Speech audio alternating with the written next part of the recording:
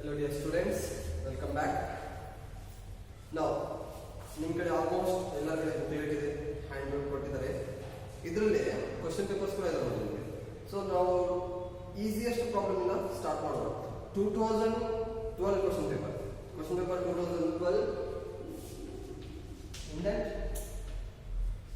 section B, because 5 hours problem ಮಾಡ್ತಾ ಇದೀವಲ್ಲ 2012 paper ನಲ್ಲಿ section B problem number 14. Problem number 14, section B. Here we are based on information we can calculate. Compute sales from the following. In calculate madagante sales. Sales related information ಇದೆ ನಾವು. Current ratio is 2:1. Liquid ratio is 1.5:1. Current liabilities are rupees 4 lakh and inventory turnover ratio is 9 times. Just 4 elements ಕೊಟ್ಟಿದ್ದಾರೆ. ಆ 4 elements ಅಲ್ಲಿ base ಮಾಡಿಕೊಂಡು sales calculate ಮಾಡಬೇಕಂತೆ. ಹೇಗೆ ನೋಡೋಣ. First ಏನ್ ಕೇಳಿದ್ರೆ computation of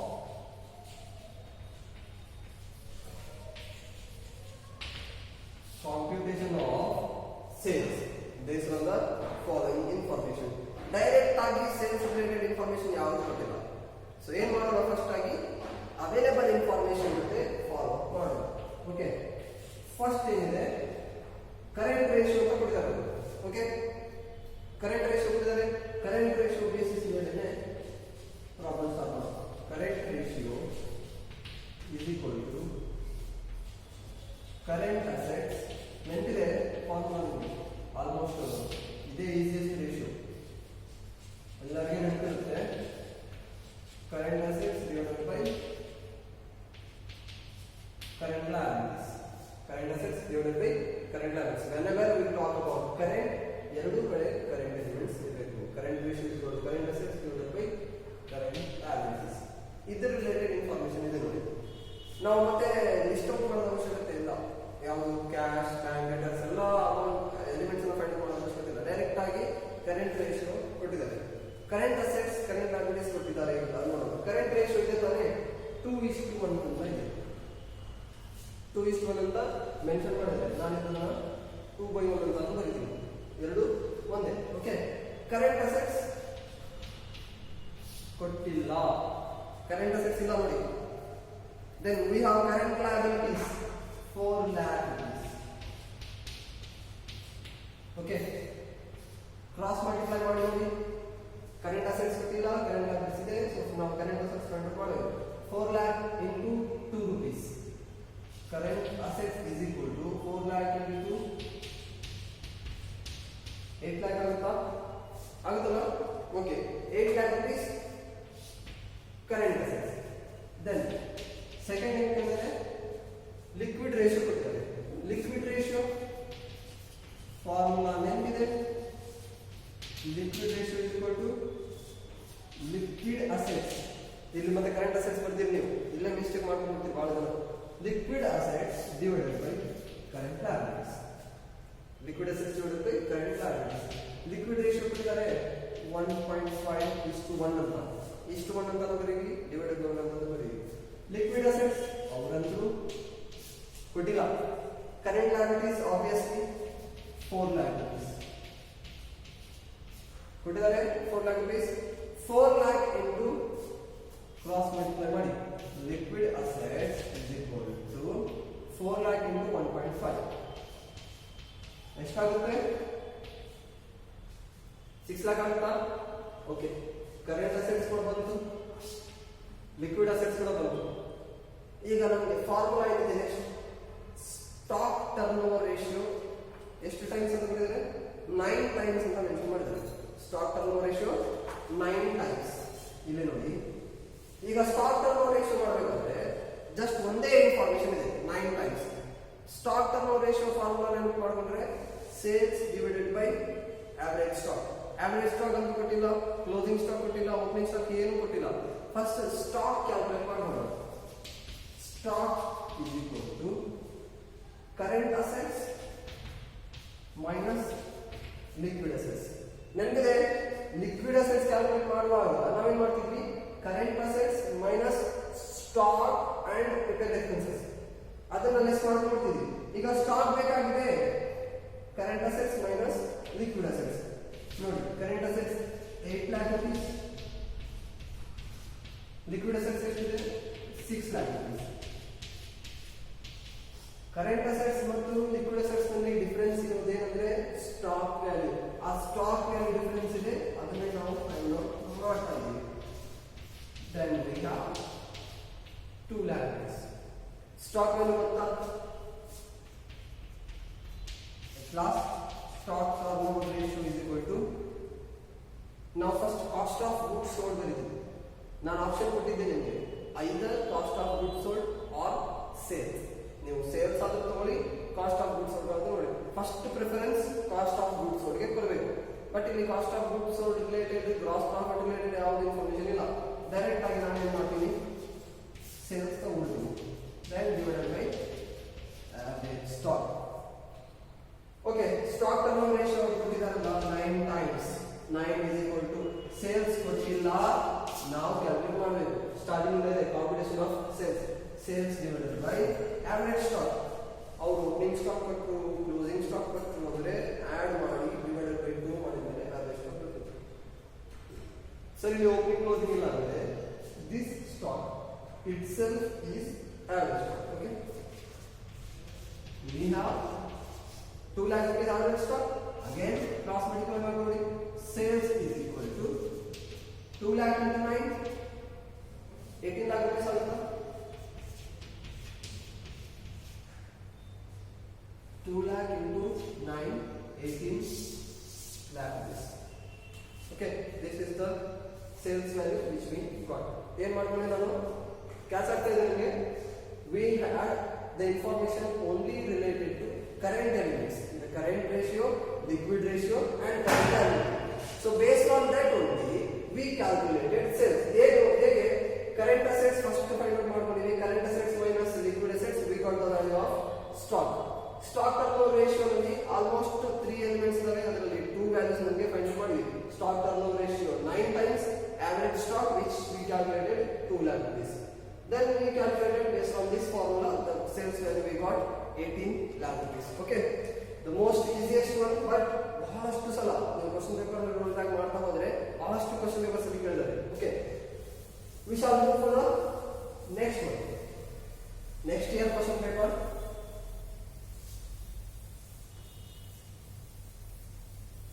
Again for the 5 marks problem 2013 ನೋಡಿ.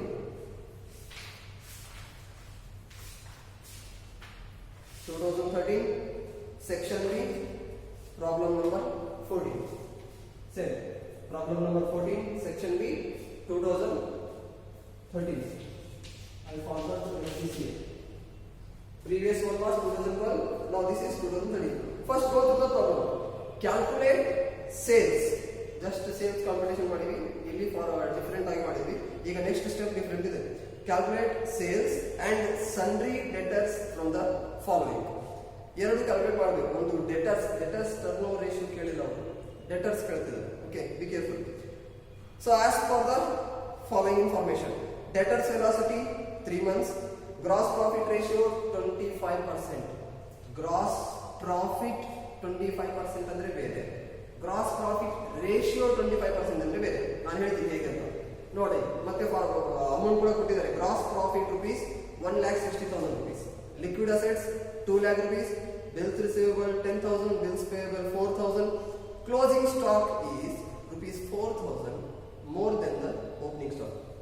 ಈ ಎಲಿಮೆಂಟ್ ನಮಗೆ ಈ ಪ್ರಾಬ್ಲಮ್ ಅಲ್ಲಿ ರಿಲೇಟೆಡ್ ಆಗಲ್ಲ, ಬಟ್ ಆದ್ರೂ ಕೊಟ್ಟಿದ್ದಾರೆ, ಸುಮ್ಮನೆ ನೋಡೋಣ ಎಲ್ಲಿ ಯೂಸ್ ಆಗುತ್ತೆ. First let's computation of sales. Sales calculate ಮಾಡ್ರಿ ಅಂತ ಬಹಳಷ್ಟು ಪ್ರಾಬ್ಲಮ್ಸ್ ಅಲ್ಲಿ ಕೇಳ್ತಿದ್ದಾರೆ, but the similar strategy, the similar formula will not be applied in all the problems. ಸ್ವಲ್ಪ ಡಿಫರೆಂಟ್ ಇರುತ್ತೆ. ಓಕೆ, ನೋಡ್ಕೊಳ್ಳಿ. Gross profit ratio, gross profit ಕೊಟ್ಟಿದ್ದಾರೆ. ಆ ಪ್ರಾಬ್ಲಮ್ ಆ ಇನ್ಫಾರ್ಮೇಶನ್ ಬೇಸಿಸ್ ಮೇಲೆ ಕ್ಯಾಲ್ಕುಲೇಟ್ ಮಾಡೋಣ. We have gross profit ratio is equal to gross profit divided by what kind of sales? Net sales.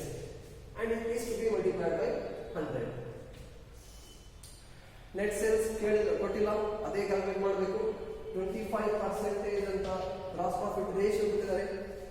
1,60,000 rupees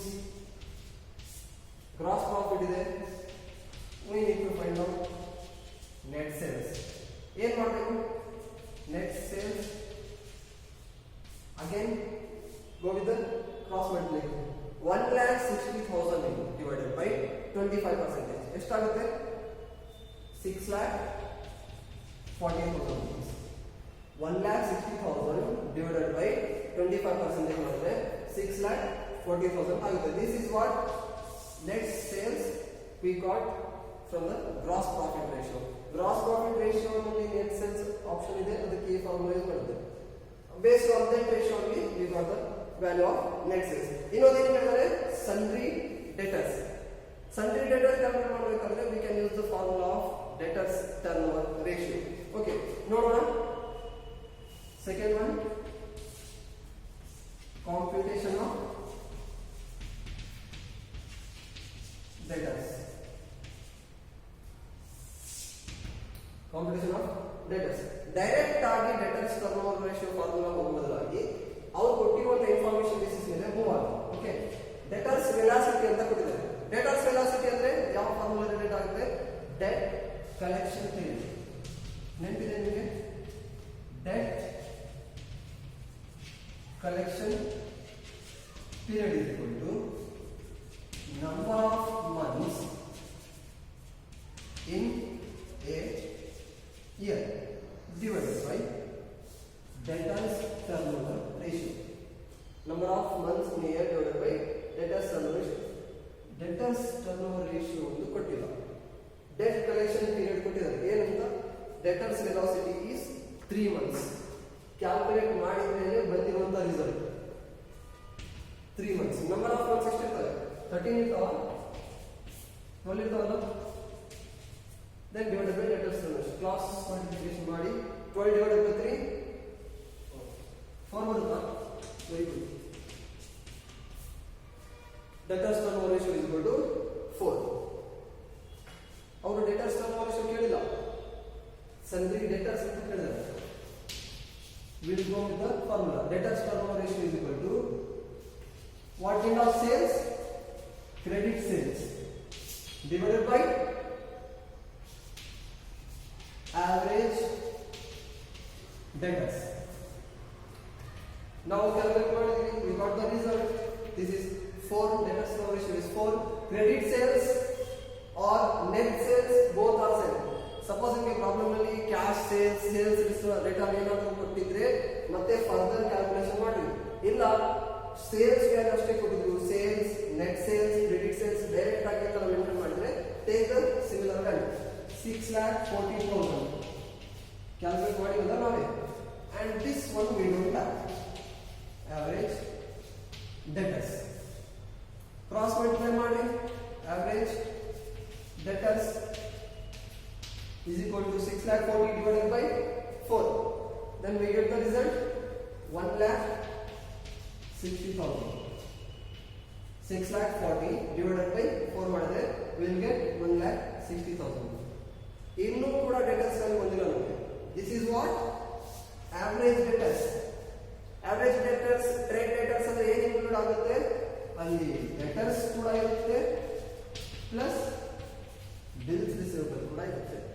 Average debtors ನಲ್ಲಿ debtors including bills receivable you will get the value of debtors. Okay, 1,60,000 ನಲ್ಲಿ bills receivable ಕೂಡ include ಆಗಿದೆ. So what we have to do? We have to deduct 1,60,000 minus we have to deduct bills receivable. और ಕೊಟ್ಟಿದ್ದಾರೆ ನೋಡಿ, bills receivable rupees 10,000. bills payable ಸಂಬಂಧ ಇಲ್ಲ ನಮಗೆ. creditors turnover ratio ಮಾಡಿದ್ರೆ bills payable ಸಂಬಂಧ ಇತ್ತು, ಬಟ್ ಇಲ್ಲಿ ನಮಗೆ ಸಂಬಂಧ ಇಲ್ಲ. ಈಗ ನೀವು ಕೇಳಿದ್ರಲ್ಲ ಸರ್ ಮೈನಸ್ ಯಾಕೆ ಮಾಡ್ತಾ ಇದ್ದೀರಾ ಅಂತ. ಮೈನಸ್ ಯಾಕೆ ಮಾಡ್ತಾ ಇದ್ದೀನಿ ಅದೇ ಹೇಳಿದ್ರೆ ನಿಮಗೆ. Average debtors 1,60,000 rupees including bills receivable. But ನಮಗೆ ಬಿಲ್ಸ್ ರಿಸೀವಬಲ್ ಕೇಳಿಲ್ಲ, ಅವರು ಡೈರೆಕ್ಟ್ ಜಸ್ಟ್ ಸನ್ಡ್ರಿ ಡೆಟರ್ಸ್ ಅಂತ ಕೇಳಿದ್ದಾರೆ. ಸನ್ಡ್ರಿ ಡೆಟರ್ಸ್ ಅಂದ್ರೆ 1,60,000 ಮೈನಸ್ ಬಿಲ್ಸ್ ರಿಸೀವಬಲ್ ಎಷ್ಟಾಗುತ್ತೆ? 1,50,000 rupees. This is the value of debtors. Okay. Clear ಆಯ್ತಾ? ಡೈರೆಕ್ಟ್ ಆಗಿ ಡೆಟರ್ಸ್ ಕ್ಯಾಲ್ಕುಲೇಟ್ ಮಾಡಬೇಕಾದ್ರೆ debtors turn ratio formula follow ಮಾಡಿಲ್ಲ. We got the base as debtors debt collection period, number of months year divided by debtors turn ratio. ಅವ್ರು ಎಷ್ಟು information ಕೊಟ್ಟಿದ್ದಾರೆ ಅದನ್ನು ಮಾತ್ರ consider ಮಾಡಿದ್ರೆ ಇಷ್ಟು ಸಿಂಪಲ್ ಆಗಿ ರಿಸಲ್ಟ್ ಬರುತ್ತೆ. Okay, so these are the 5 marks questions. So far we have discussed